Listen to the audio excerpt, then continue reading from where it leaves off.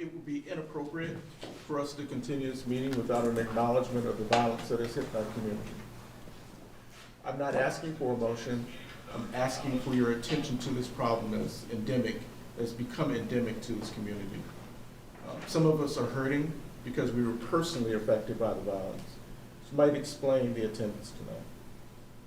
But I want your attention on work that we are doing, because what we are doing is attempting to build the foundation so that this does not happen again.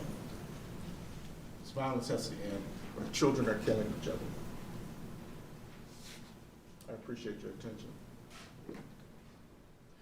There's a motion to approve the minutes for last week, from last meeting. So moved. Is there a I'll second? second it. Are there questions, clarifications, discussions of those minutes? If not, we call for a vote. All those in favor of accepting the approval of the minutes, please say yes. Yes. All those opposed to them? Thank you. Minutes have been approved. Thank you. Good evening. At this time, we'll revisit the charge of the Reparations Commission. Moving forward, we will begin these meetings with a charge as a reminder of why we are all here serving on this commission. With that said, I will read the charge of the commission, which can be found on page 12 of the Reparations Commission Handbook, which is located in your respective binders. Based on the City Council's July 14, 2020 resolution, the commission is tasked with issuing a report in a timely manner for consideration for incorporation into short and long-term priorities and plans, providing budget and program priorities for the following to include, but not limited to, increasing minority home ownership and access to other affordable housing, increasing minority business ownership and career opportunities, developing strategies to grow equity and generational wealth, closing gaps in healthcare, education, employment, and pay, neighborhood safety and fairness with criminal justice. Thank you. I'll now move to item 4 on our agenda, which is the expectations and goals of this meeting. As you're finding your place for our charge for the commission, I would encourage you to go back to the original resolutions passed by the City Council and Bourbon County Commission. They are not exactly the same, and you should be aware of the differences. Any discussion of the differences that you'd like to have at the next meeting, just let me know, and we'll be on the agenda. Please. Thank you. At each meeting, we will share the expectations and goals of said meeting. This evening, our goals for this meeting are as follows. 1, to better understand the rules of meeting procedures. 2, to better understand the role of the chair and the facilitator. 3, the process for sending recommendations made by this commission to City Council or the county commissioners. 4, to hear a report out from the respective impact focus areas. Actually, I believe we're going to remove that from the agenda. My apologies. And lastly, begin discussion of the resources needed by this commission.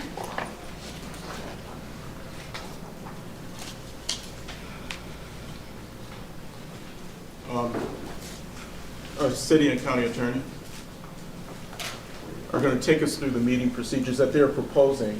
What they've done is they've taken procedures and policies from based on Robert's Rules of Orders, but they've adjusted it for our needs and for our consideration. And what I'd like, and they will say this again, and I'll say it after they're completed, what I would like is for you to read through their procedures and let's talk about them in terms of approval, disapproval, amending for our next meeting. So, questions that come up, feel free. Sure, Mr. Chairman, Vice Chair, and Commission members. These are, the Robert's Rules of Orders are probably 200 pages long, and I've tried to pare it down to about 3, just to try to keep it short and simple. And in any event, Brad and I will always be on site to act as a parliamentarian as needed. And one thing to remember as you review the rules between now and the next meeting, I think we might look to approve these, is they're your rules. So any changes, any questions, let us know.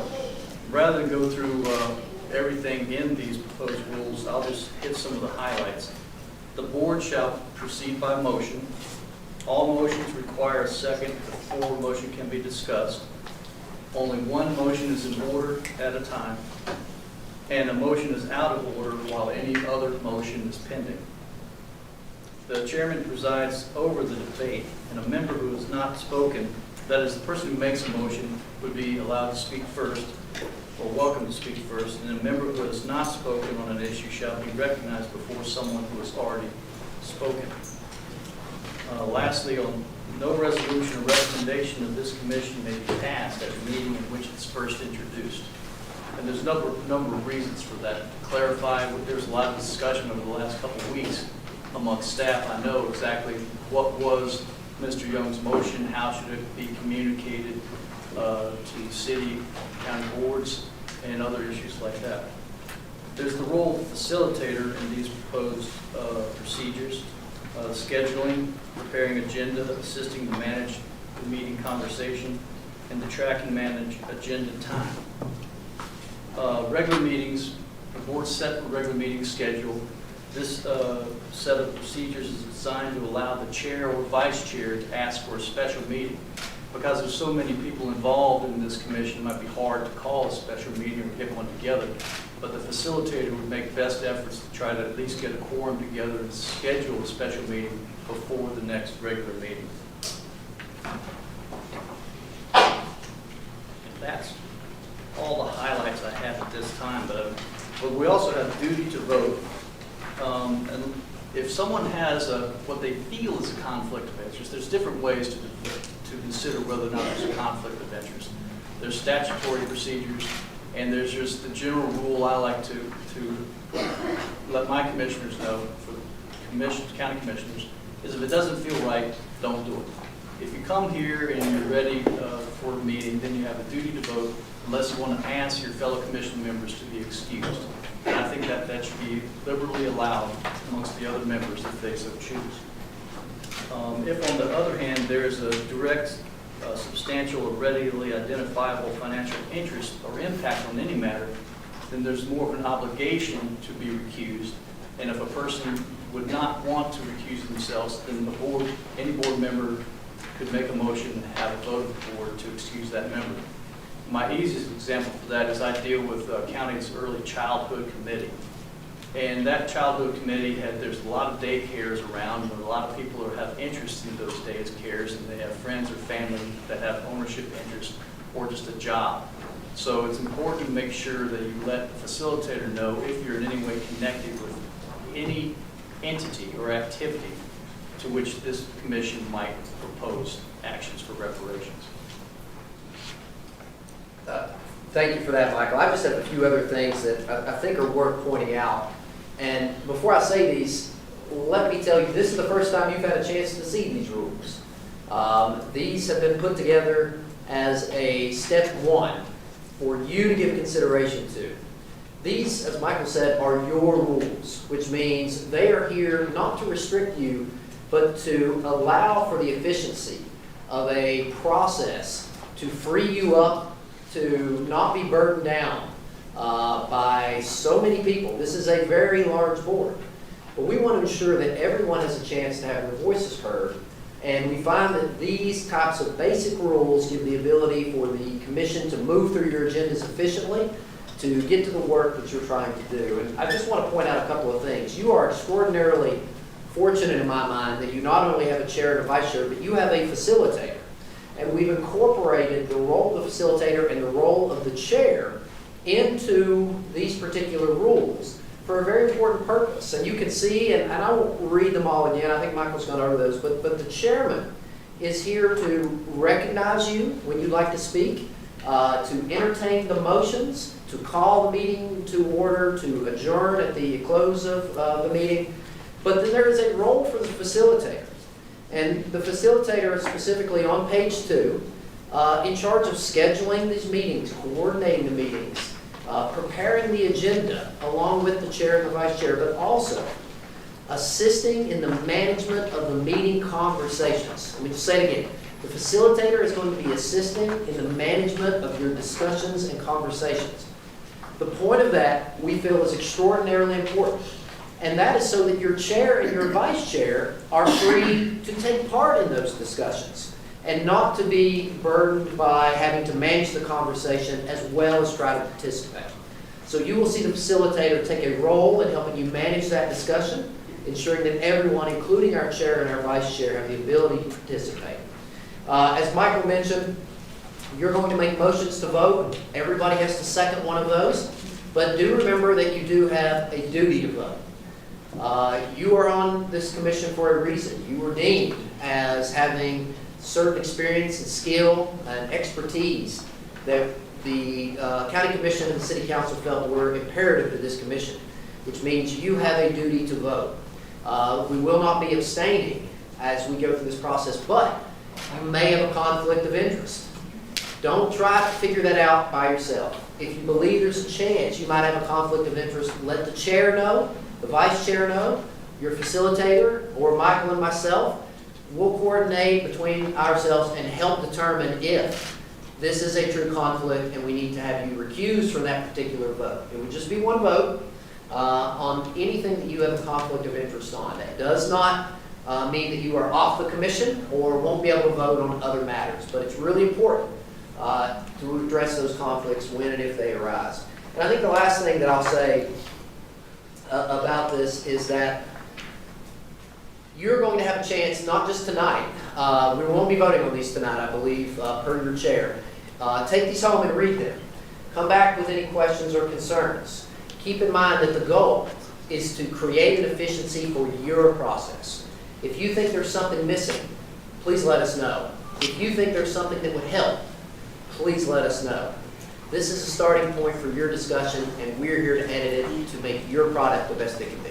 So, we're happy to answer any questions you've got about this right now or next week as well, or next meeting. Which document are you referring to? I see a 5-page document in here, but not a 3-page. So, I think this is in your packet, Saliza. No, I'm not yet. sure what that document is. I Oh, apologize. There these is a are, Robert. procedural rules. We can make sure you all get these. Yeah, that'd be great. So, when you get them, read through them and take a look at that. No worries. I will make sure that I get that sent out to you all expeditiously. Thank you, Saliza. You're welcome. And you have it. I need to check my emails. Okay. Not sure. I was just curious, so are these, is this something new in addition to what we currently have? So I think I can answer that. What you originally had in terms of our thought process was that we would follow Robert's Rules of Order. And as Michael mentioned, that is a very big document with a lot of rules, and many of which would be very complex to try to apply to your situation. These are things that we felt might be a bit too far to keep order for you, but allow you to express yourself fully. So Michael has taken a great deal of time to pare that down to just about 3 or 4 pages worth of rules that we think would help you provide the minimum amount of efficiency without overburdening you with too much process. It is all straight from Robert's Rules, just way part in. I have a question. It's probably not about Robert's Rules, but it goes to procedural issues. We have been given a charge on page 12 by the Asheville City Council. And pretty much, I guess my question goes to, when we get off this charge, like we start making recommendations to City Council without having appropriate information, how are we brought back to where we need to be to come up with some tangible results that would go in a report? How do we do that? Is that the facilitator? Is that the chair? Sometimes, you know, some of us out here in these chairs don't feel comfortable objecting. We kind of like steamroll. When you go to this, we're kind of off track.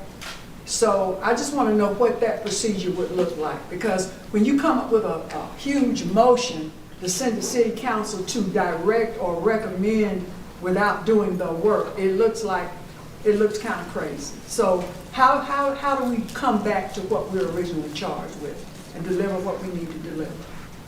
What is the procedure and who does that? That's not covered in these rules. I mean, that's the chair and vice chair, the facilitator will try to help this whole commission with what you're talking about, to try to get to that goal, try to narrow your aim. This is just to try to help you through the discussion. And Ms. Williams, if I can add to that, I think what you're getting at is more of a substance than a process question. How can you get to being able to provide motions and suggestions to the county commission and the city council that have been fully vetted and given you the information and process and limitations you need? I think that's going to be a collaborative effort, that your facilitator, your chair and your vice chair, working with this commission with the assistance of your legal counsel to be able to develop and build. It might mean that a motion from the first thought to the time you're prepared to put it in writing takes a few weeks. And we built in a rule in there specifically for this that says any motion will not be voted on the first night. So it will be brought and given time for you all to give consideration, to ask questions, to get information back from city and county staff, to be able to make any necessary refinements before a final vote, at least the following meeting. Thank you. Did that answer your question? Oh, absolutely. Thank you so much. So, and I'll add to that, you all have a document that is a draft of a letter of recommendation to city council or to county commissioners. And what we'll do is, once you have made your recommendations, you also have that, probably it was up under your binder.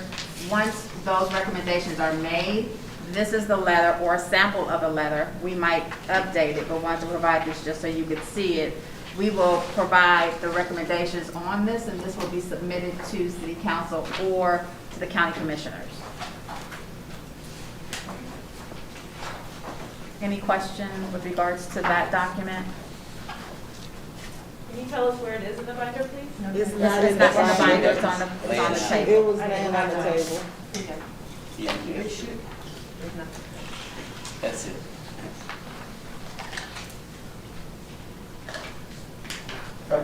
Well, maybe it's not about the attorneys, but Doctor, please. these recommendations, are they to be made all at one time, or are they going to be made piecemeal? And I asked that thinking about the impact areas as well. That's a great question. So in our meeting following the last commission meeting, we had a debrief meeting which included the city, both the city and the county, and we talked about recommendations. We thought it would be best if we came up with a list instead of doing one by one.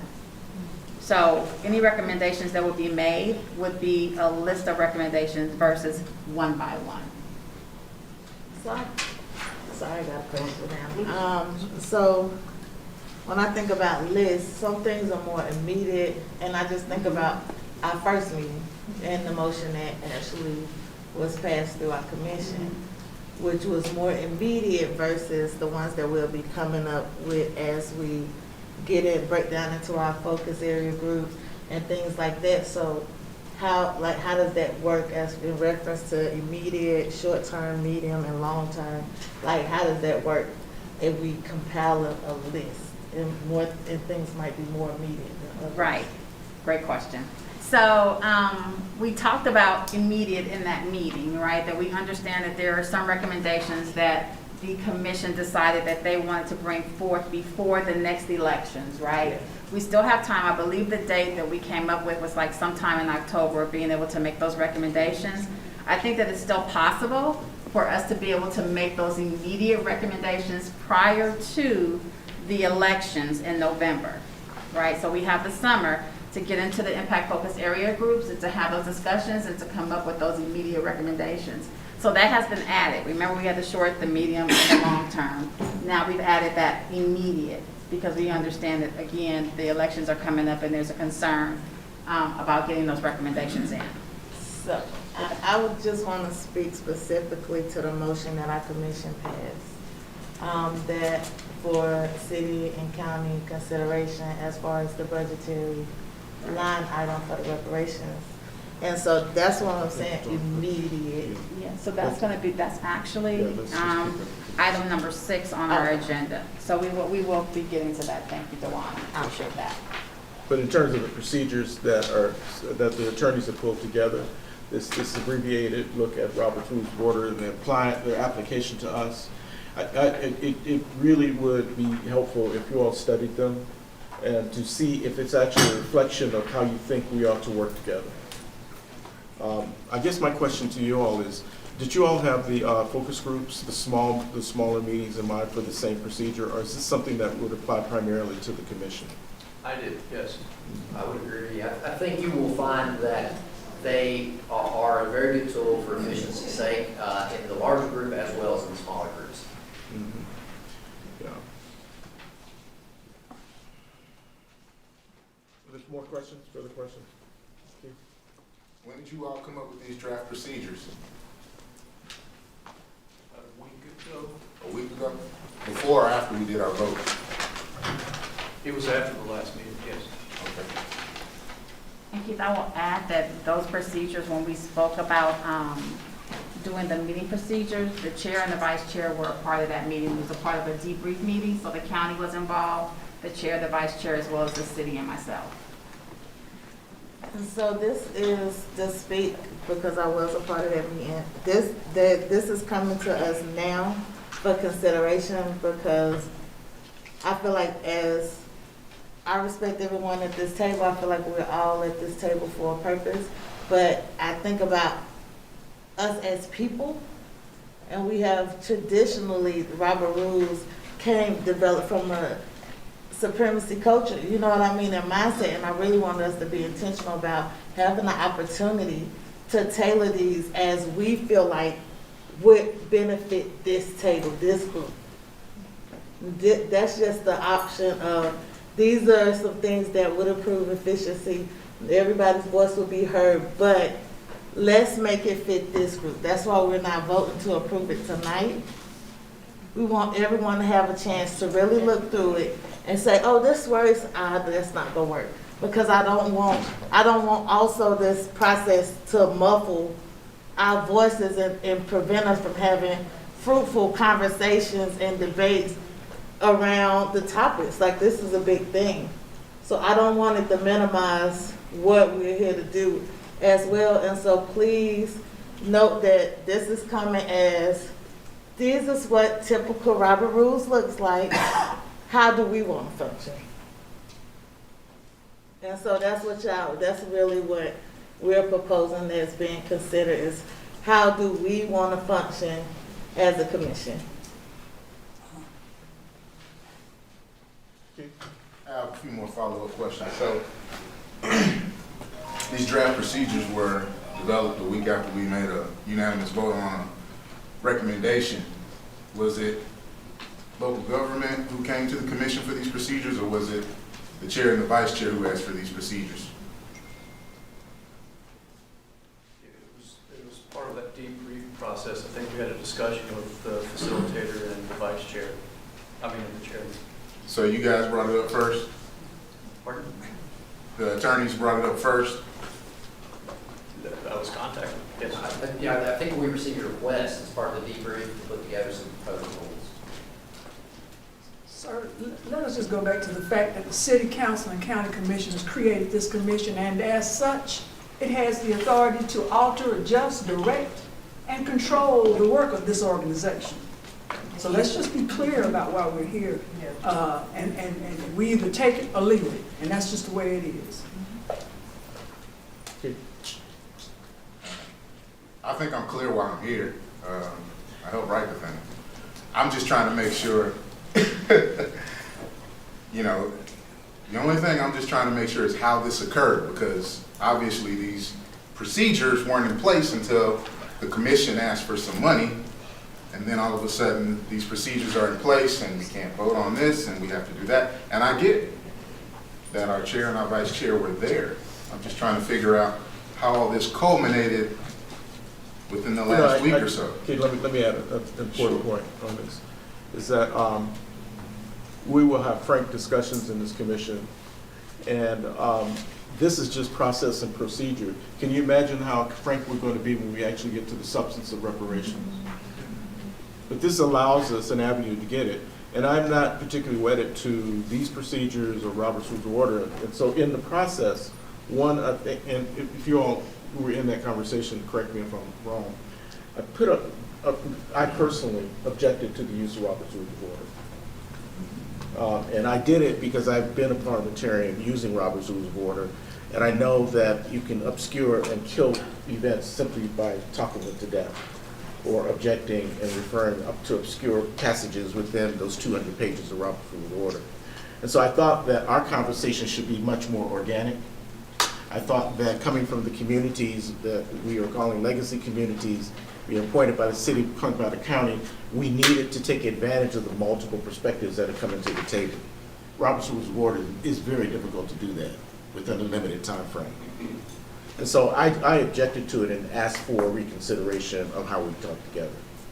Now, that might be out of chronological order, but I think that in terms of the vehemence of my objection, I think I stated it. I think I just recalled it fairly accurately.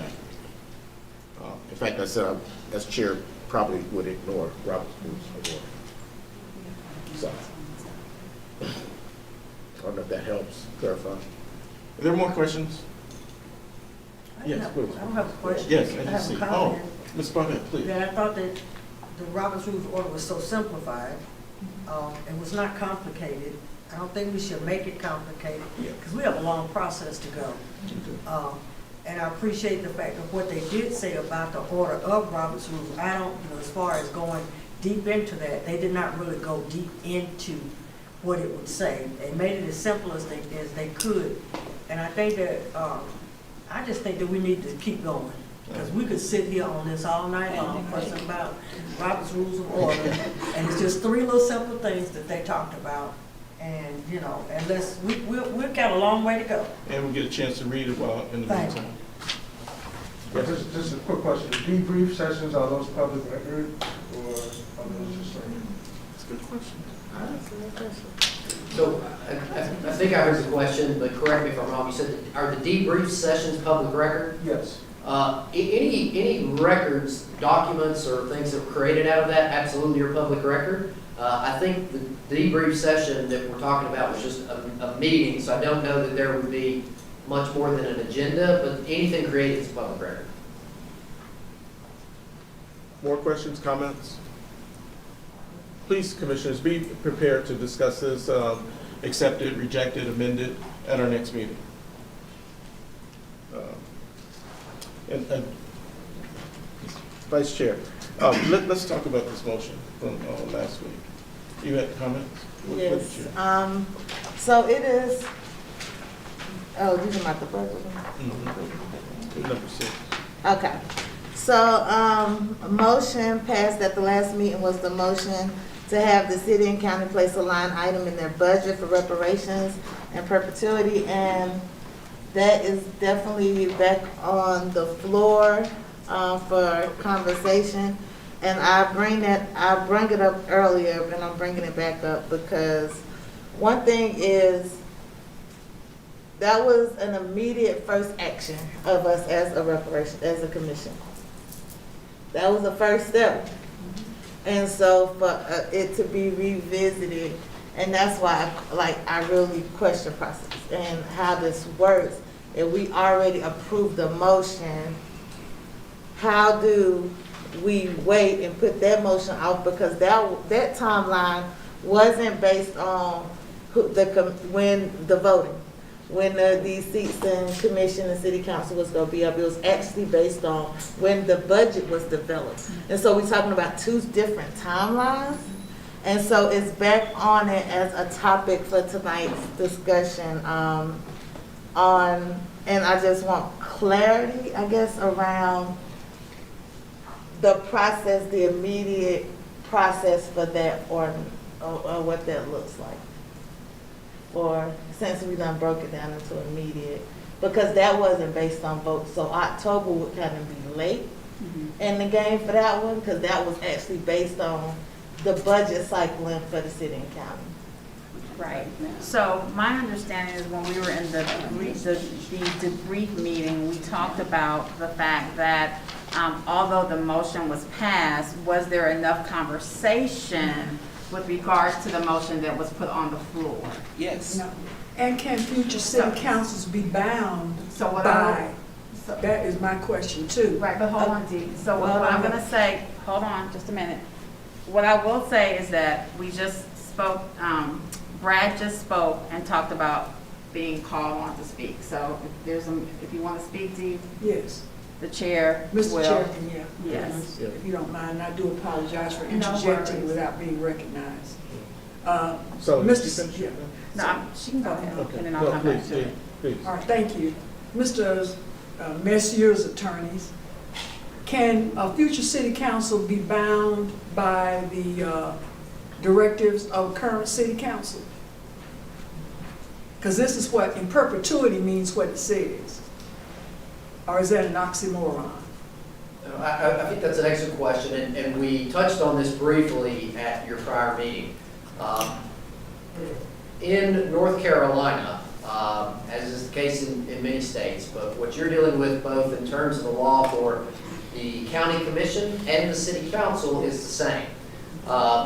Present iterations of those two public bodies have the ability to make legislative decisions for a variety of things, including the budget. There are only a limited number of things, and we don't have to go into each one of those right now, that current boards can bind future boards. That generally deals with certain contracts. But in terms of budgeting from a policy perspective, and I think that many things, the majority of things probably that will come out of this board would be budgetary policy procedures.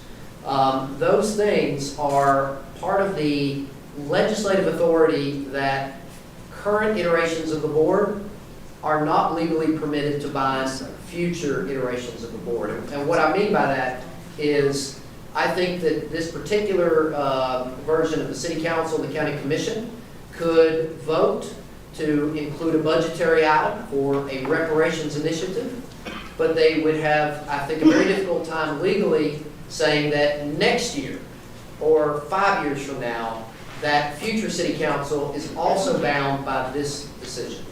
So I hope that makes some sense. Michael, anything you want to add? Yeah, I was just going to make the point to add on that the Board of Commissioners is a continuing body. It doesn't, today's Board of Commissioners has 7 members. If come December, first Monday of December, there's 7 new commissioners, it's still the same commission. And it's still bound to have its own legislative discretion. What all the cases are saying, what Brad's talking about, is the legislative discretion in how to choose funding. If we're talking about the Waste Pro contract for delivering that service into the unincorporated areas of the county, yes, the county's stuck with Waste Pro's stuck with the county unless there's some breach of the contract. But for discretionary items such as taxes, the levy of taxes, or ordinance making powers, you might change your mind and next month come back and revisit that ordinance and say, no, redo, we're going to start over. They have that discretion, so they can't be bound. Okay. Just want to add to that, like, you know, future councils and commissions, they can't be bound, but you can establish programs with the expectation of continuity, such as like affordable housing trust funds or bonds that voters don't vote on. So, you know, or even core services such as funding a department like equity or the police department or water and sewer. So there is an expectation of continuity, things that go into the budget. The budget isn't built from the ground up every year. There are some things that are plugged in, like continuation type funding. Things such as, I don't know, say IRL or even the YMI. These sorts of things are built in. So let's not split hairs on the term in perpetuity. Things happen with continuity. Mr. Young makes a great point. I think that's valid. And I think that's part of the reason when we first met, when this commission first met a month, 2 months ago, Brad and I stood before you and mentioned that we're here to help you get where you need to go. But we don't really have any clear ideas as a commission yet where you would like to head. But once we're starting to get that way, we're here to help you. And so I Mr. think, Chair, and see, Mr. Olson, please. to make things a little more simpler for Bernard, who gets a little slow sometimes, is that a yes or a no, or do we have the ability to put something toward the commission, no, toward the city councils and the county councils to say, put something in the budget, your current budget, and we can build upon that as we go? Or are you saying right now, the answer is no? To that, the answer is yes. You absolutely can ask the current iterations of those bodies to include it in their budget. Thank you. Questions, comments, more discussion? Mr. Chair? Okay, Before- this has already been voted upon and So, approved by this body? Just a second. I'm sorry. That's okay, just a second. What is the what terminology must be used to ask for appropriations that are continuing? My first off-the-cuff stab is, we know what the motion was, I've seen it in writing. You have a form of a letter. If that's the will of this commission to send that letter to the city council and Buncombe County Board of Commissioners, that's up to this commission. What happens with that, I don't know. And I would agree, just to say, Michael and I are never here to veto any motion that you would support. We are here to provide you with information that we will also share with the council and the commission about issues on this particular motion. You're able to make that motion. The wording in perpetuity, I think our goal here today is to give you full disclosure about what limitations those bodies might have. Assuming that one vote means it will happen forever, we cannot tell you that. But we can say you can make that exactly the motion you've made in the hopes that future councils will continue and commissions will continue to honor that request. So please feel free to word this however you would like. We are here to give you information to help you best express what it is that you're desiring. I am, We'll pray about it. Ms. Bugman? I'm like Mr. Oliver. I want to break it down a little better. We can make a motion and it can be placed, it can go for the city and the county, but it's up to them whether or not they're going to place it in their budget. Yeah. Am I correct? So that means that even though we make a motion on it and we say this is what we want, it's still up to the discretion of them to decide whether or not they're going to say they're going to put it in there. So that was what okay. Yes, ma'am. Yes, ma'am. Small question. So when we draft up this motion, whose responsibility, because we have facilitators, we have legal counsel, we have a lot of city and county representatives, whose responsibility is it for submitting the motion to the city council and Buncombe County commissioners and the mayor, stuff like, whose specific role is it to submit it? Who do we get to submit it, or do we submit it? How does that work? I'm sorry. No, don't apologize. That's a great question. It would be your, the chair and the vice chair Okay. would submit that to city council or to the commissioners. And we do that by going to the meeting or to selected council members, commission members? How does that happen? I believe you will work with the liaisons, which would be Rachel Edens with the county and Brenda Mills with the city. I think that's exactly right, just to point out what the procedure would be. If Ms. Edens would go to the county manager, Ms. Mills would go to the city manager. Okay. And then it's placed as an agenda item, or the council can accept it as a possible agenda That's a item? different question. I don't know exactly how the city council and manager work, but it's the process to develop it. The agenda would be up to the county manager, in working with the chairman. And it depends. Your job is to formalize these motions, and once that writing has been prepared, you can provide it to the chair, you can give it to either the city or the county liaison, and it depends on what you are asking for. There may be a different process for some things versus others. Some things may be a decision that the managers have the ability to make a determination on. Others may need to go to the city council. So I don't want to make you worry too much about what exactly that process would look like. The individual liaisons and the managers will help figure out the best way to route it to the final decision maker. So there's no real timeline on it. So if we submitted this, say tomorrow, I'm just hypothetically asking. Tomorrow we submit this to the city, to our liaisons, and they get it to the managers. Is there a timeline on when we would actually hear back on the motion that we present? I don't know that there is a specific timeline. Again, I think it'll depend a little bit on what you're asking. If what you're asking for is time sensitive, it may be rushed a little bit. If what you're asking for requires a city council meeting, we might have to wait, or county commission, we might have to wait to the next scheduled meeting.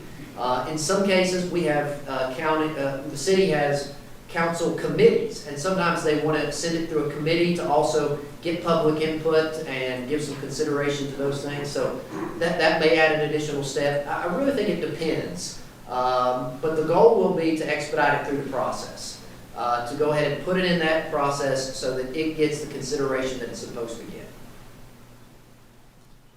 Ms. Harrison, please. Are we looking at this as our immediate or our short-term, medium, or long-term? Now, the reason I ask that question is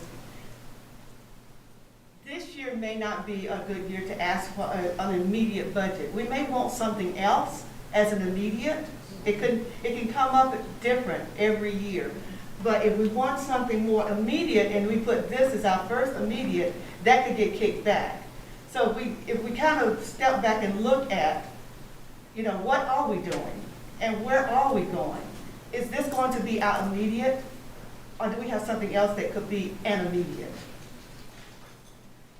So I really want us to, I mean, this is a long discussion on this one motion. I understand, what we're doing.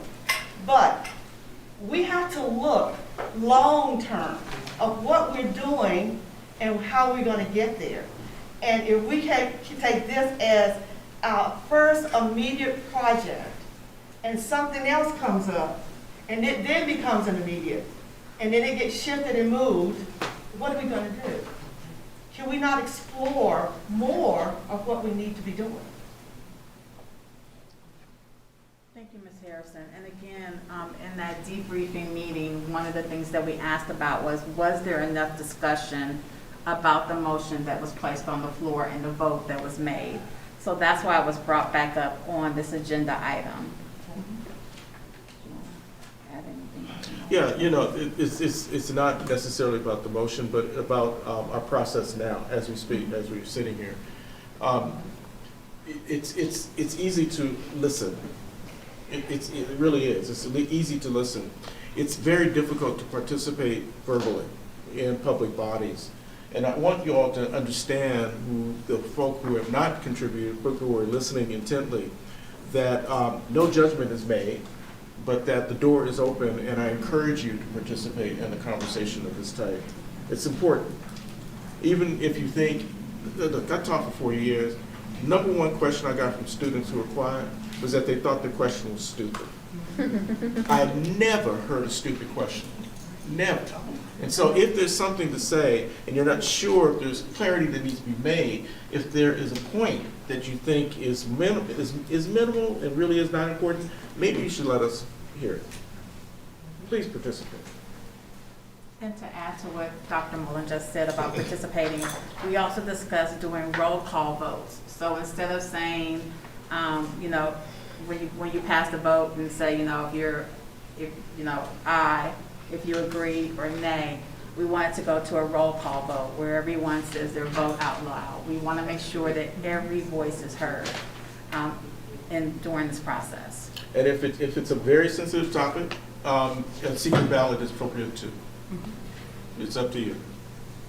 It's up to you. But I really encourage your participation in this conversation.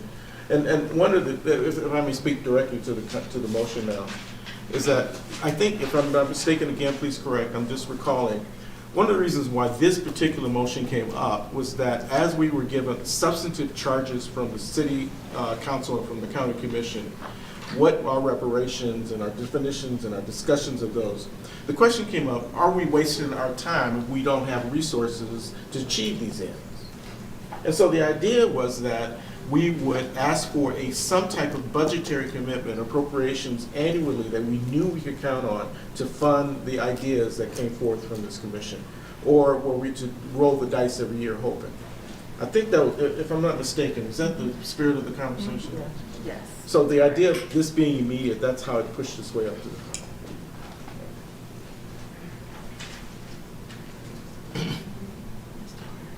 Mr. Harris. As we go forward in any deliberation, no matter whether it's whatever we want to do we need to understand, make sure we understand the city budget process and the county budget process? Because we're at the end of those two processes right now. Where it's almost going to happen. They've almost set the budget. They're going to have a public comment, I think, the city in a couple of weeks, and maybe the county has already had its public comment session. So it looks like most of the time when those public comment section, it's just a listening session. It doesn't necessarily change a lot in the overall budget from my understanding and from my studied it over the years. So as a commission, do we need to have someone give us a quick lesson on those two processes, budgeting process, the city budget? Or do we already know enough about it?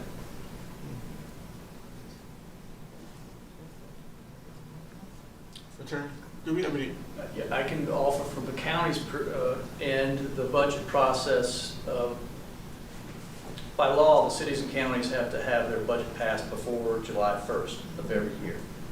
The process in the county starts for that budget process probably in October or November the year prior.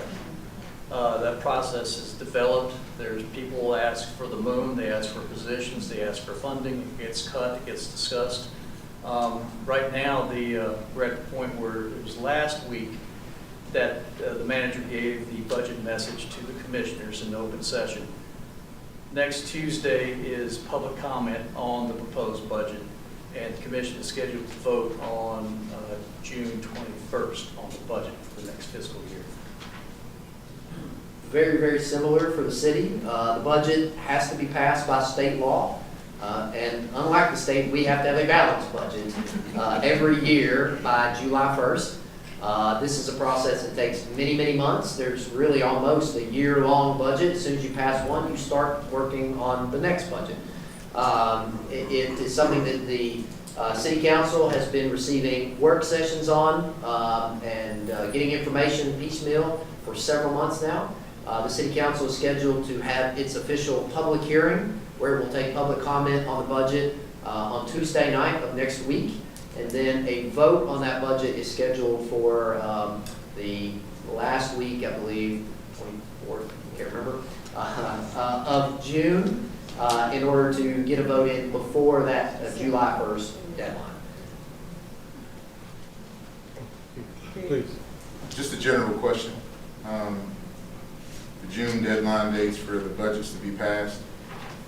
Once budgets are passed, generally within that fiscal year, can you comment on how many budget amendments are made throughout the year? Many.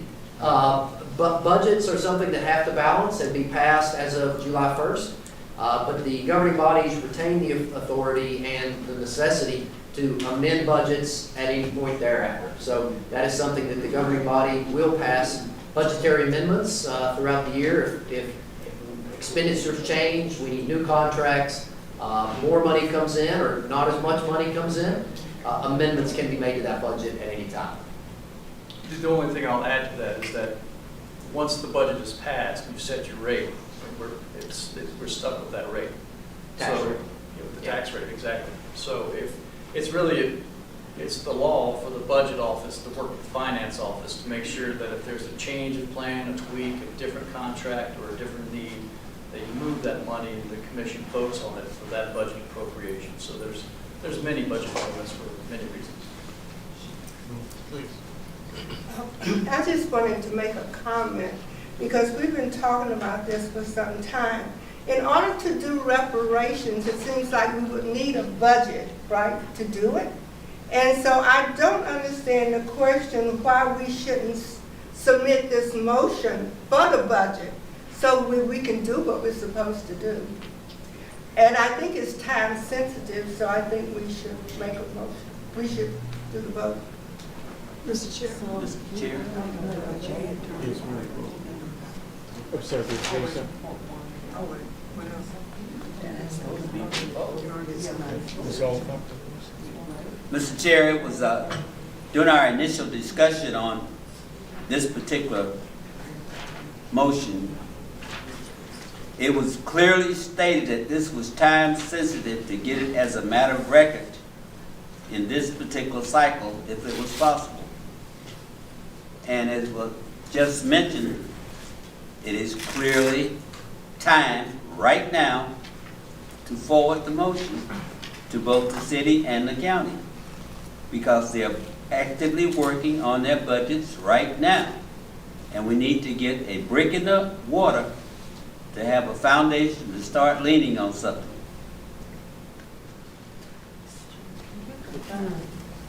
Excuse me. But we wait until next year. Yeah, this motion has been approved. Yeah. Yes, thank you, Mr. Chairman. Yes. I believe the city and the county respectively have amounts in their budgets to accommodate the reparations process. And so far as a working budget, that amount for the city, I believe, is 2.1 mil, and for Buncombe County, in the neighborhood of $2 million. Something probably not that widely advertised, but there are some funds there to do some work.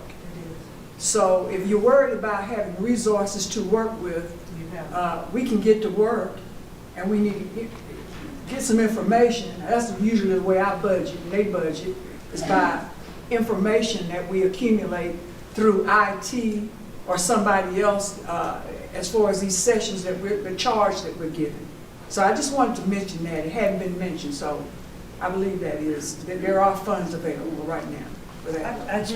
I think that we're getting more confused instead of really, there is already, if I'm not mistaken, there was already $2.1 million, and then it was going to be matched as a starting point for us. I think that the language that we had for the motion probably needs to be changed, if anything.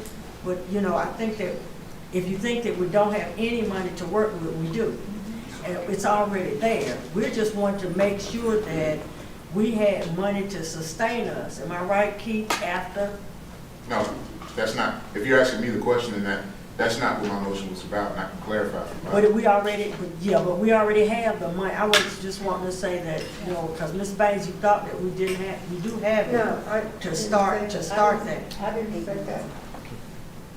I didn't say that. And we know that even though you have a budget and you're doing certain things, money is going to be used as we continue to do our work.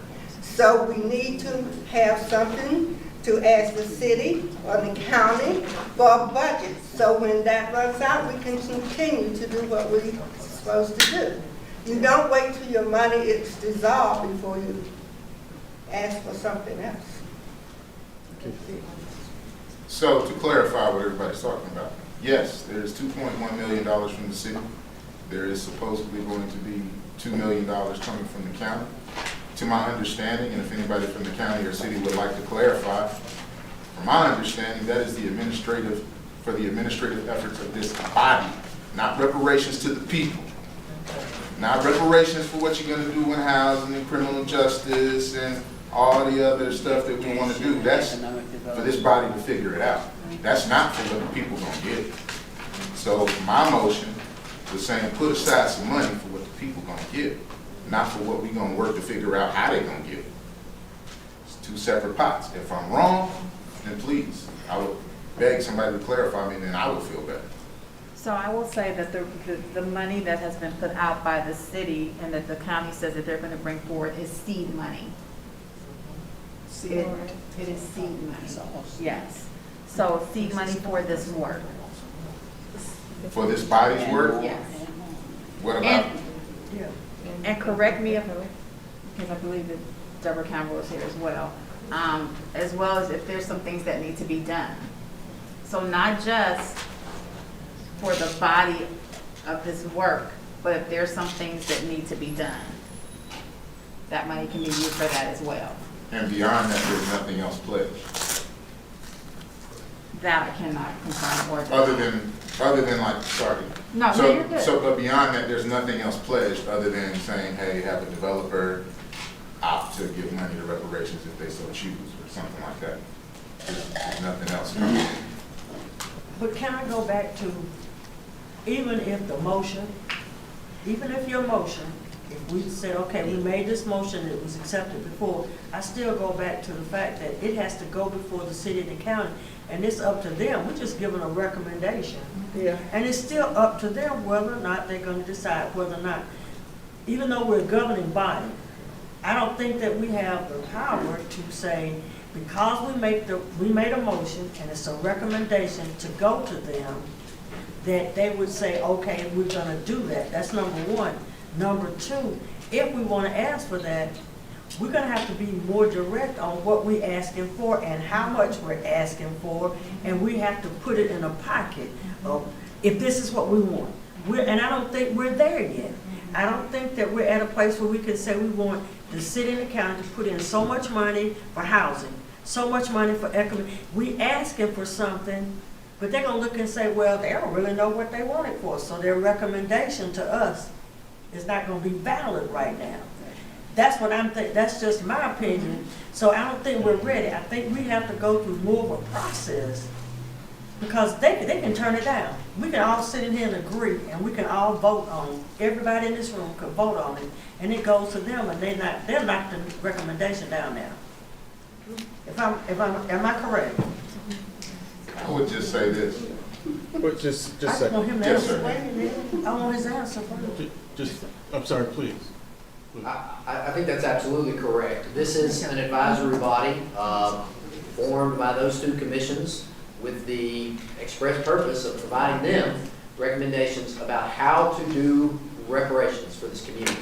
But it is, in terms of the policies and budgetary expenditures, up to those two bodies to make final determinations about how the money in their pots would be spent.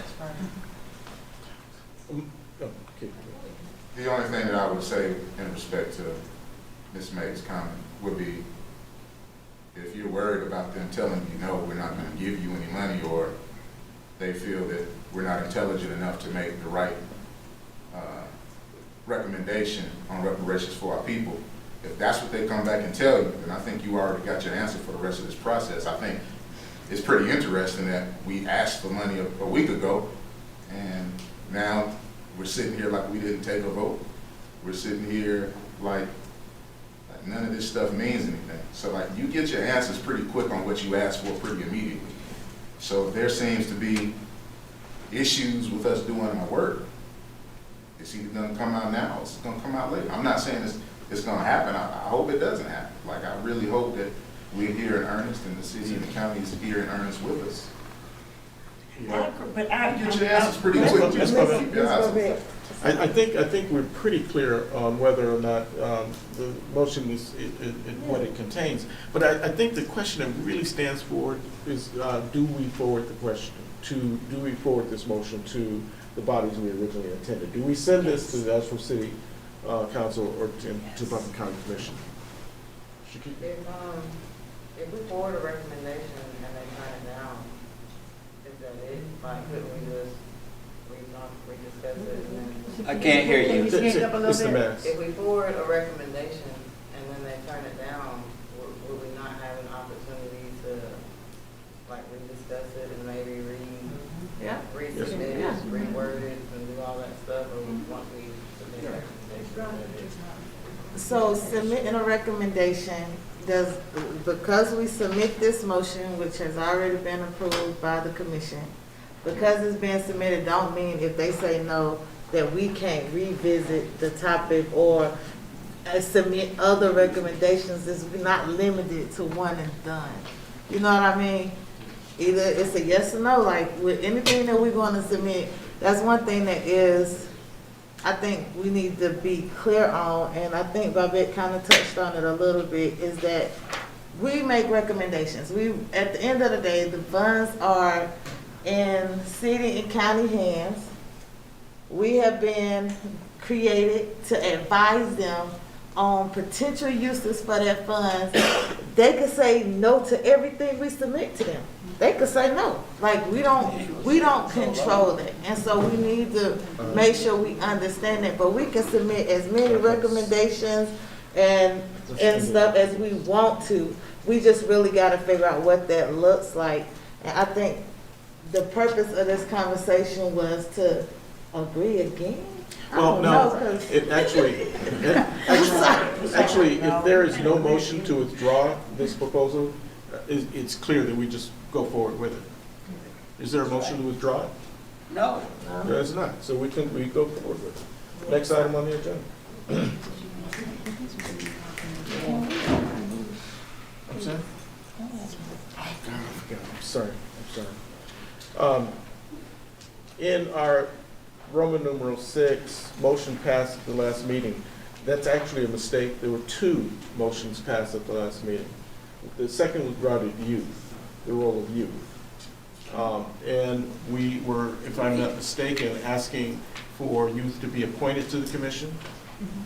And again, is this a motion that we wish to carry forward, amend, or withdraw?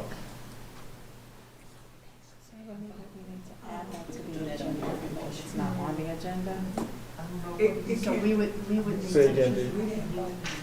we would need to make a motion to add that to the agenda because it's not on the agenda. So, I'll make the motion. Say-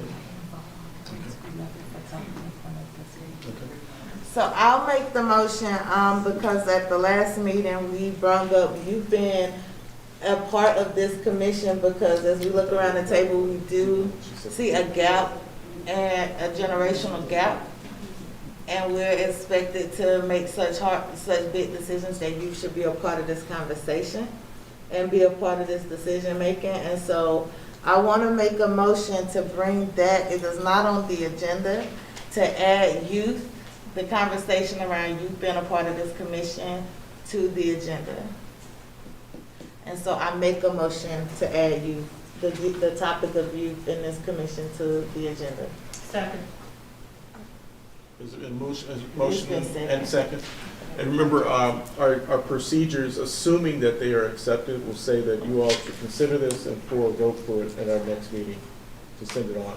So I have a question. Please, Ms. Moran. What will their involvement be? Would they be voting, or would they just be giving input into what we're doing, or would they be serving like as alternates do without having any voting power, but being able to give input? So this motion that's on the table is just to add it to the agenda so we can have a conversation on what that looks like.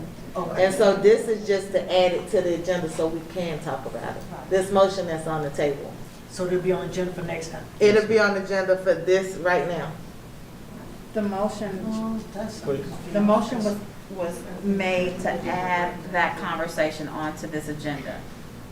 Because And there was a second made, was it made by you, Ms. Harrison? If there's no discussion, should we add it to the agenda, the notion of youth, or not? All those in favor, please raise your hand So we're gonna do a roll call vote? for this. For this? I said, so we said that, Let's approve the procedure. And we're- okay, so he would like to wait. Yeah, yeah. If those are in favor of adding this to the agenda, discussion of youth, will you raise your hand, please? We're voting to add the discussion of youth To to the our agenda. agenda. Those opposed? Neither are opposed. D? It's been passed? All right. Yeah, is there a motion to discuss? All right, so I guess it's on the table for discussion. And that is pretty much like, what does it look like? Who would like to comment on what it could look like? I see them as voting members myself personally, but I would love to hear what other commissioners think of our youth being on it. And Well, I think that the last time that we met and we did briefly talk about this, we were saying that we already have 25, I said, I'll put me in this because I said it. We already have 25 people in this room, plus we have alternates in this room. That's a lot of voices for the amount of time that we have. If, I have no problem with them coming in to maybe have a time that they can actually give some input. But if you're gonna have them to have voting power, then you would have to do the same with the alternates. So that you're talking about maybe 30-some people in a room with ideas. And I just didn't think it was, for what we've already, as a commission, all that we've done and all we've had to go through, I don't mind them having ideas. I love young people with ideas and what they see. But if they were just put in a certain time pocket, that they could have representation to speak, but not without giving them full power as far as the commission is concerned. That's just my. Anybody else would like to speak to this topic? I think I'm sorry. we want to get youth involved. I think this meeting need to be back in the neighborhoods, especially the neighborhoods that's represented here today, and that we build what that looks like by letting people see us in the neighborhood having this discussion, especially those areas that's been affected by why we're here. And I think from there, we can build the infrastructure on what that could look like. And I think it's very important that we not only have them here voting, I think they should be making some decisions, because a lot of this work is for them. So I think it's very crucial to have young people here. And I think this meeting need to be back in the neighborhoods. That's okay. Going on what he said, that is true, and I mean, I don't mean to disagree with you, but with today's things going on in society now, I really think kids need to be in a meeting like this, because even though we consider them as our future, I still would like to hear what they say, you know. But everybody comes, they all can come from different perspectives and everything, and being in the community where they're at, that is great. I really do think it's great, because I do things on the weekend. Sometimes I like to be on different side of town. When I have some things to do, I'll be on this side of town. So maybe, I don't know if this can be done, if we doing another meeting. Okay, let's say we can be, we're on the north side now. So any kid that wants to come, that can come. But I actually think a vote, I kind of think a kid should, a youth, I want to say kid, youth should have at least some partake in voting. Now, I could be wrong in that, but I feel that they should. So I do think that we know that youth are the future part of the future for the work that we're doing. I think that most of us can agree that youth should be present, but I think that it's the other side that they should be invited. I think that we need to invite them to participate and ask their input for how they want to be part of this work or this commission. So I think that it's fine if we say that, yes, we agree that they should be present, but I think if we're making a decision, if we say that they need to be on the commission, I think that we need to inquire and ask them what their role and their input is on how they think that they can contribute to the commission. So I do think that a presence for them is needed, but it may be that it's not on the commission. It may be that it's involved with maybe like the education component of the commission. So I think that we should inquire to youth or certain youth. I agree with what people have said within the communities for where the work is hopefully to be done, to see how they think that they can impact or be beneficial to the commission. Thank you. That's what I said. That's what I'm saying. I just didn't want to. Thank you, Mr. McPeters. I will say that in the debrief meeting that we had last week, after the last meeting, what was brought up is bringing youth in and helping to do some of the work, right, which is guided by this commission. One of the things that I shared was that the East End Library has a backpack where they're sharing oral histories. They're helping people to do oral histories. Is that something that we would like our youth to be involved in? Checking out those backpacks, right? And being able to do oral histories with our elders in the communities, in their communities, their legacy neighborhoods. And then also thinking about maybe Dogwood Health Trust being able to fund some of that, because they only have 8 backpacks. So looking at things like that when it comes to the youth, that was discussed at the meeting as well. So, I brung it and really pushed for it to be back on the agenda because one thing is I think about our kids in the future. And I am directly impacted by the lives lost over this last week. And so when I think about the youth in their future, and especially working with kids on college readiness and helping kids to see that college is even an option. The Reparations Commission, as we are all, well, we're in our generations. Let's just say it like that. We're all representing these different generations. The one generation is not represented. And I got teenagers, but I can't speak for them because what they're experiencing, from housing to education to like economics, all of it across the spectrum. What they're speaking, they're the only people that can speak to that. We can't speak for these, we can't speak for these kids, and they have a voice. And then I think about this being a resume builder. I'm at the point where I don't necessarily need this on my resume, but they trying to get in college. They trying to have a future. Can you imagine what that would look like for them to have this on their resume as we was a part of the Reparations Commission, creating history in Asheville, North Carolina? Can you imagine the opportunity that we're all getting freely that these kids can have access to? See, I think about like book bags and oral history. There's a lot of projects out there that's doing similar things. That's great. But being a part of this conversation and directing how we utilize funds as voting members, to be able to say these funds, yes, look, this is what we're really dealing with within the education system. This is what we're really dealing with when we're looking at housing, because my mama might not think I'm paying attention to the struggle, but I am. You know how overstressed our kids is? Have y'all been in the schools?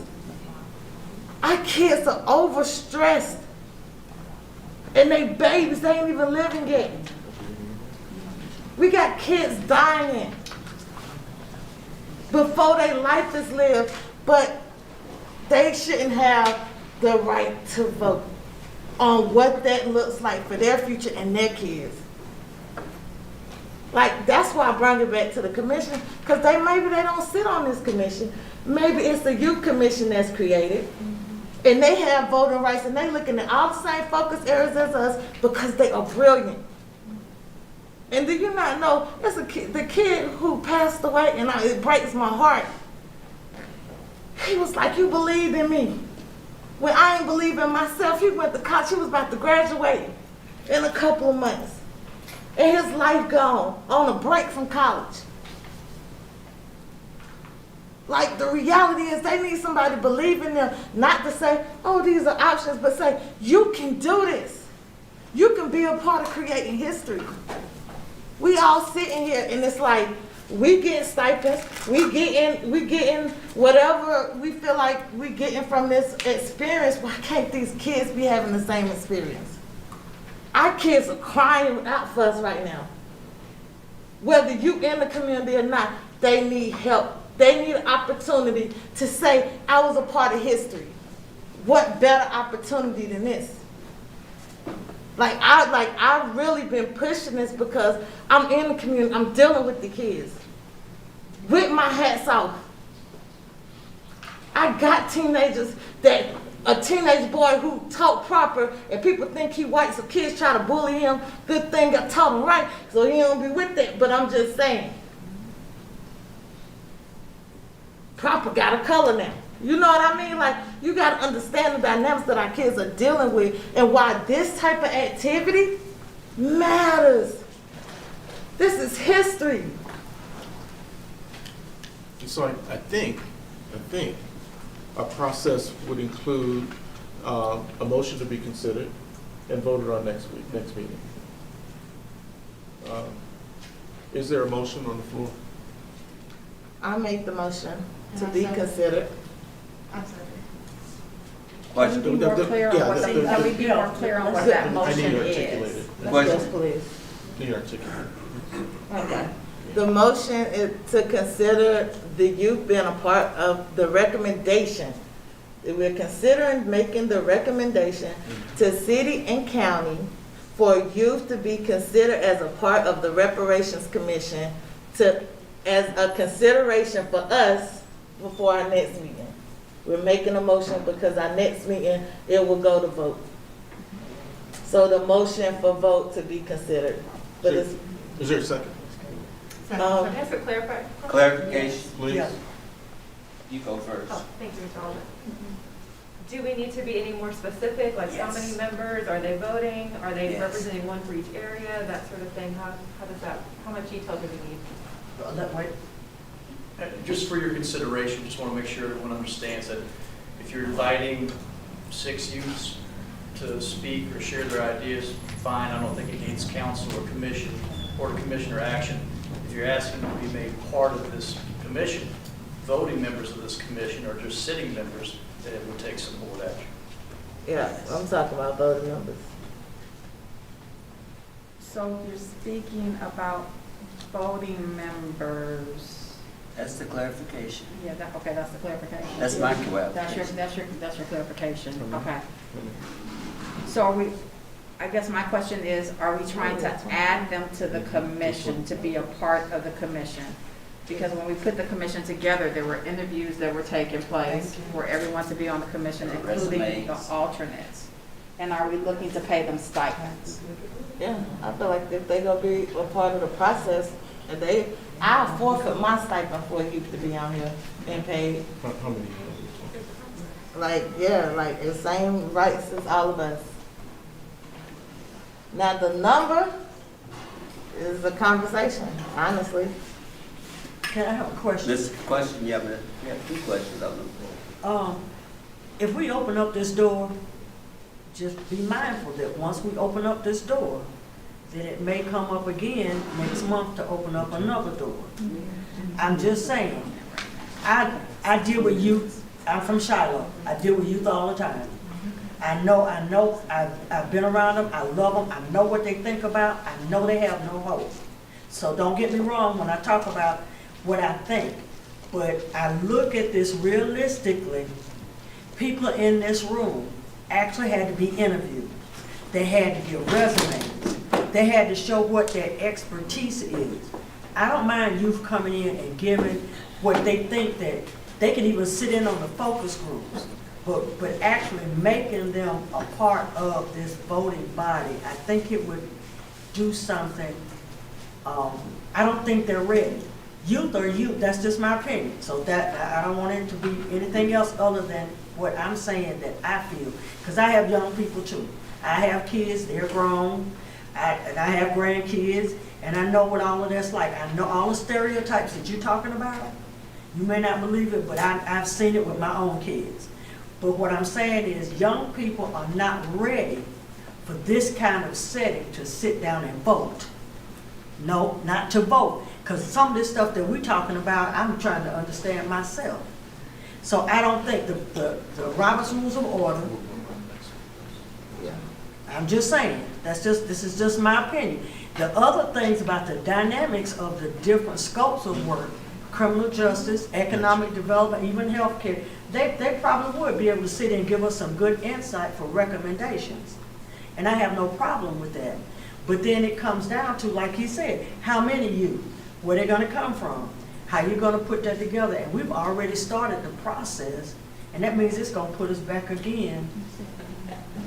That's just my opinion. And I don't think we need to just go on with the recommendation, because we don't need to talk about it. So how do we? It's interesting, we're hearing the pros and the cons, and this is exactly why we're giving ourselves until next meeting to actually carry the vote. Right. And so, if there are any more pros and cons, I just wanted to speak in terms of the fact that youth, they look for a place of belonging and then to have like a sense of self. So the ability to vote is going to give them that sense of self. And with all due respect, I believe they are ready. I've seen youth step into environments more strong, more prepared than adults. When it comes down to interviews, when it comes down to submitting resumes, I believe that if we connect to the right youth that represents Asheville City and Buncombe County, I think we'll have a great hand in what the future is going to look like, bringing young people to the table. Now, a number of 6 might be high, but thinking of maybe even 3 or 4 with the ability to vote, because that will give them a substantial opportunity to now share what they're experiencing to other youth in community. And then even going, we don't know how far this can go. With Joanna speaking in terms of even creating a youth component. So I am in total agreement of being able for youth to vote, and also for them to step into this process doing the full throttle that we all had to do, as well as us doing this simultaneously so that it doesn't stun our growth or halt our action. And as, just in terms of process and procedure, think of adding friendly amendments as we add these kinds of details that would make your vote more comfortable for you. And we can consider those amendments at the next meeting. So the idea of having youth in an advisory role, as voting role, the numbers, the capacities in which they're actually operating, those kinds of details can come at the next meeting. But this motion is on the floor for us to consider it, include youth as voting members, and that's what we'll vote on next. So that It wasn't clearly stated, I'm sorry. Sorry, Mr. Harris, let me get you. So you have a motion on the floor and a second to consider adding youth to this body. Yeah. That's all was said. Yes, Yes. that's the motion. That's all. That's all was said. Yes. Part of my clarification was, as Ms. Macon said, we need to clarify and be very specific on what we expect that youth to do. The part about voting was not in that motion. The only thing the motion said was add a youth element or allow the youth to come into our program and process.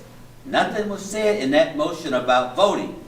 Nothing has been said about how long they should be here. It's not a one-day thing.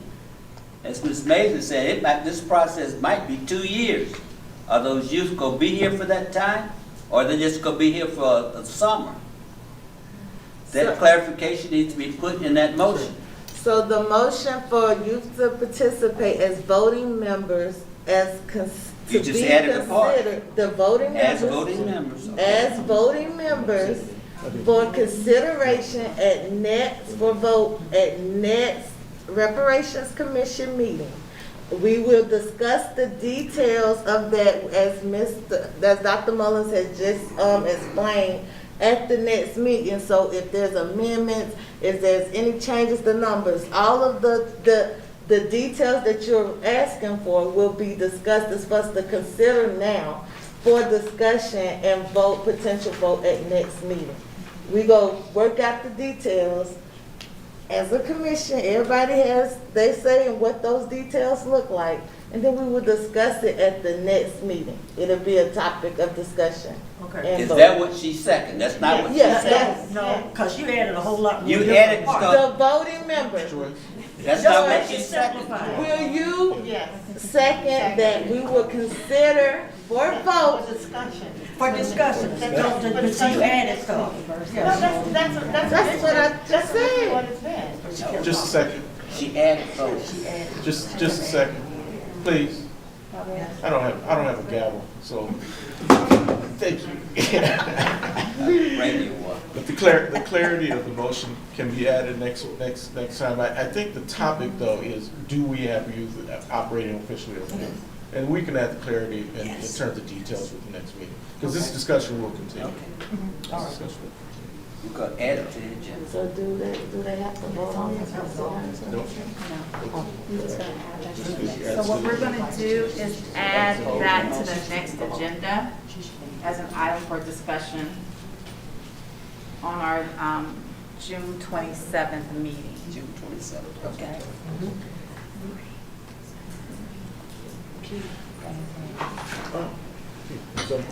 Yeah, I have a procedural question because it seems like some things could be kind of interesting as we move forward.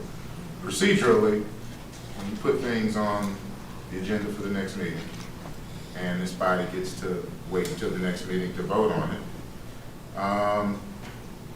what happens if someone makes a friendly amendment at the next meeting? Do you have to wait till the next meeting? Or does it get a vote at the meeting that's currently in it. Come on, Brad. Thank you for that question, Mr. Doug. That's up to you. And I want to say, reiterate what had been previously stated, these are your rules. We've tried to minimize them and not go into every single potential contingency that could come up. But you may want to give some consideration to these kind of occurrences where if someone makes an amendment, do you then have to wait yet again another meeting?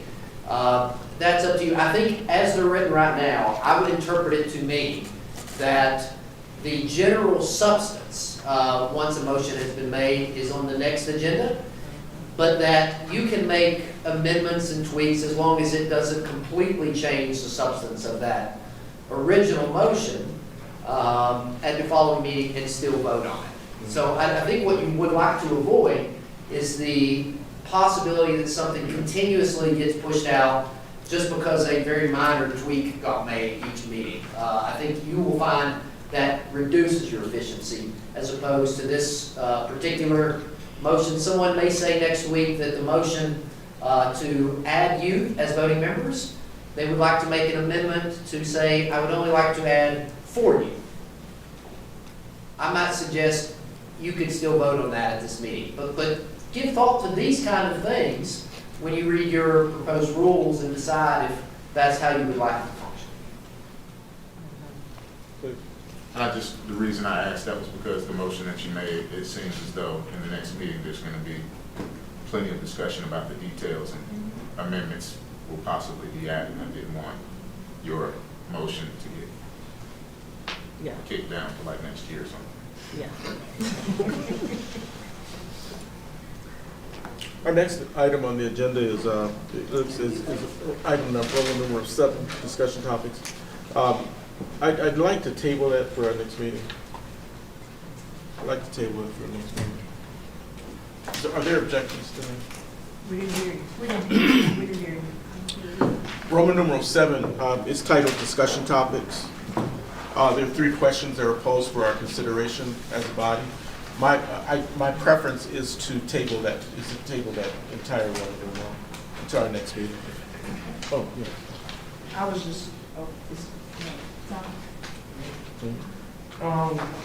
Can we propose motions at any time? Please. Okay, kind of go back to what Dwayne was saying about hosting the meetings in the community. I wanted to, if there's time today, to continue the discussion on that, make a motion to discuss that.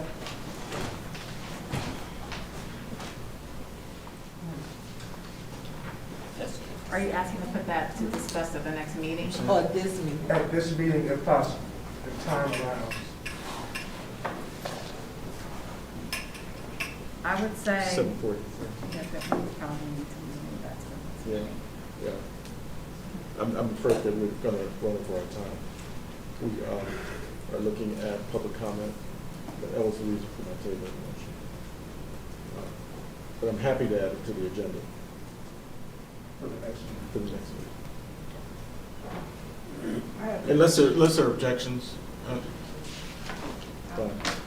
Dee? I have a question too, and I don't know whether it's an objection, but was item B gone over about issues and concerns?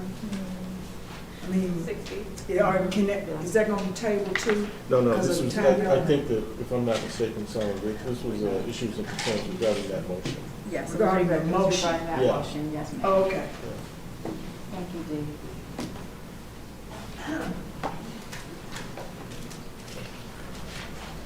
So there's a motion to table. There's no objection to tabling? Good, let's move to public comment. Yes. So if there's anyone here who would like to provide a public comment, we have, thank you, sir. We have out in the lobby, there are sheets of paper and a box. You're able to write that comment down. We're not allowing individuals at this time to stand and provide a public comment. The commission will look at it and review it and respond accordingly.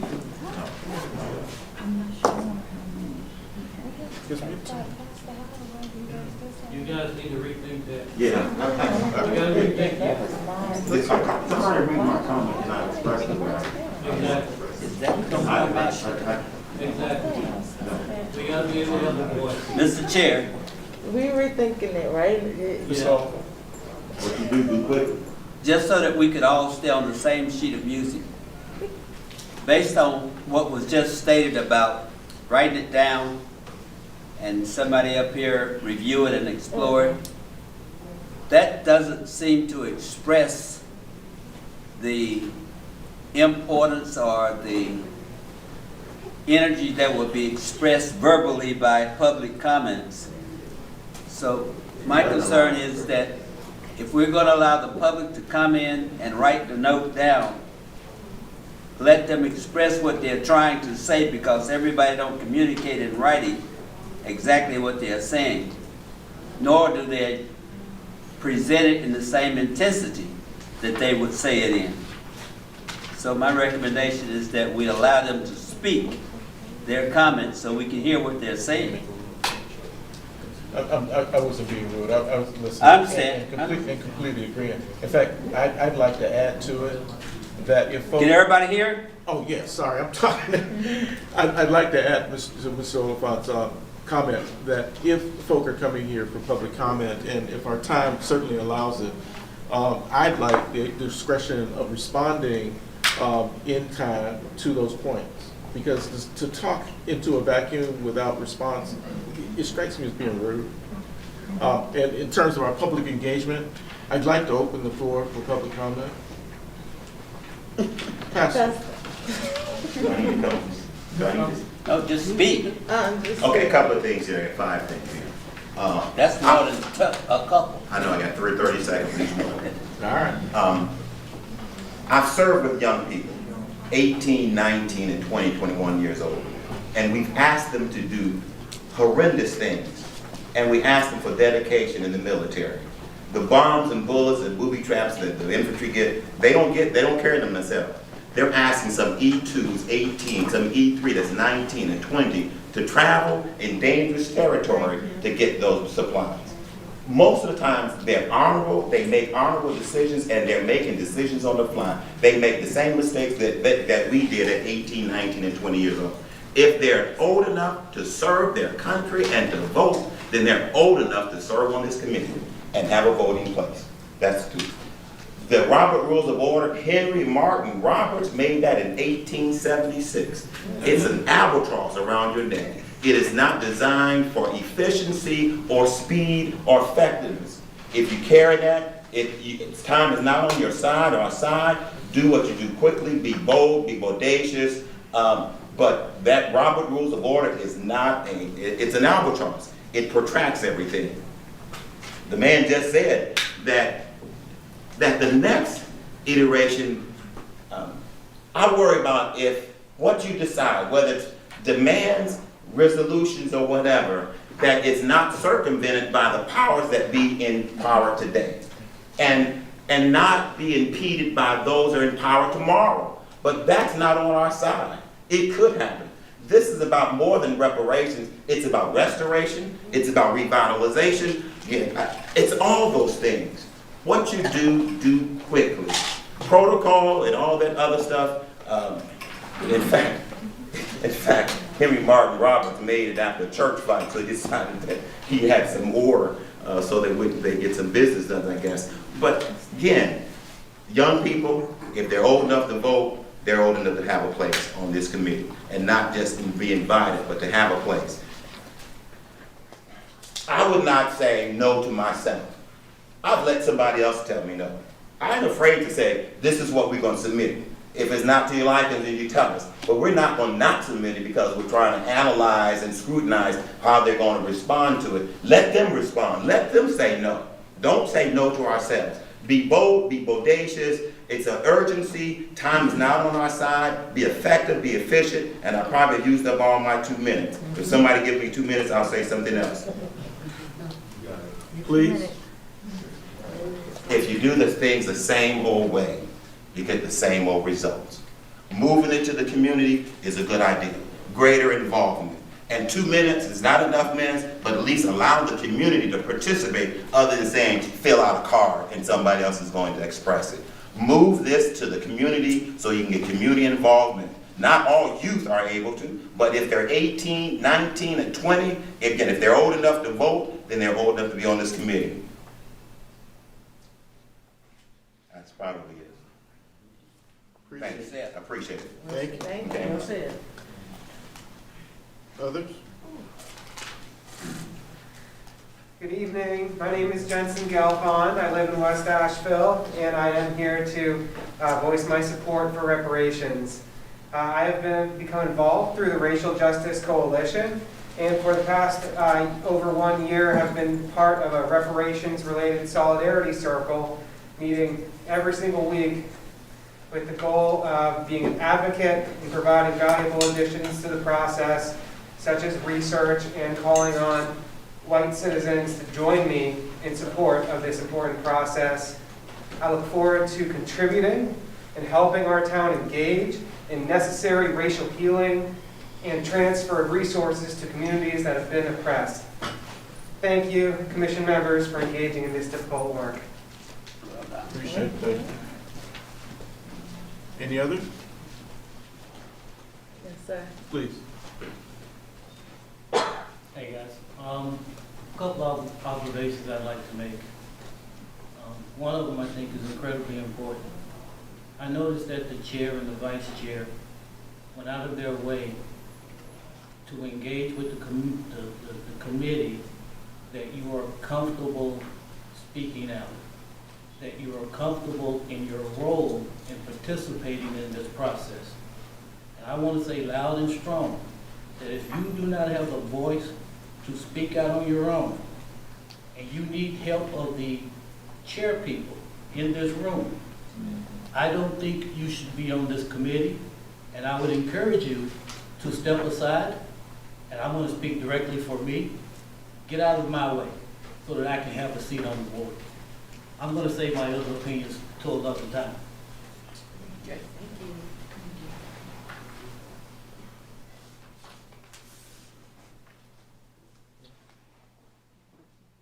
Is that, are there further comments from the public?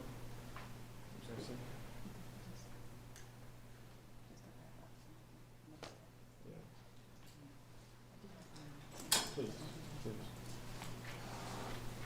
There are a couple of announcements pertaining to the commission. If you have not turned in your W-9, I've only received a total of 20. If you have not turned in your W-9, I need that as quickly as possible so that we can get you paid. And if you have not completed your statement of commitment, if you have not signed and dated and returned that to me as well, I need that from you as soon as possible as well.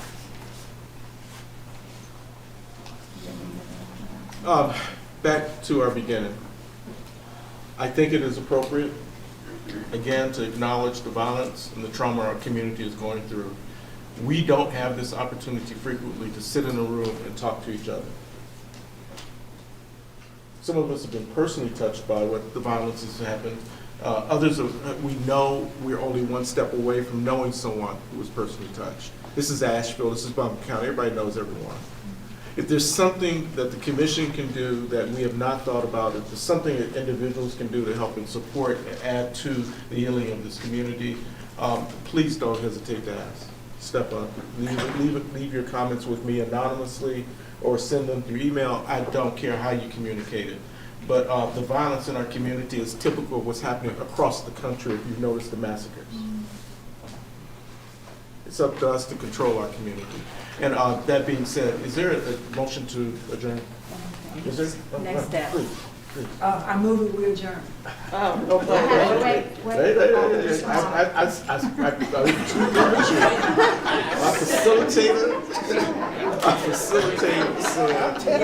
Yeah, just one more thing. So the motion to take to city council, we just need to make sure for our next steps that that letter is completed so that we can move forward with that.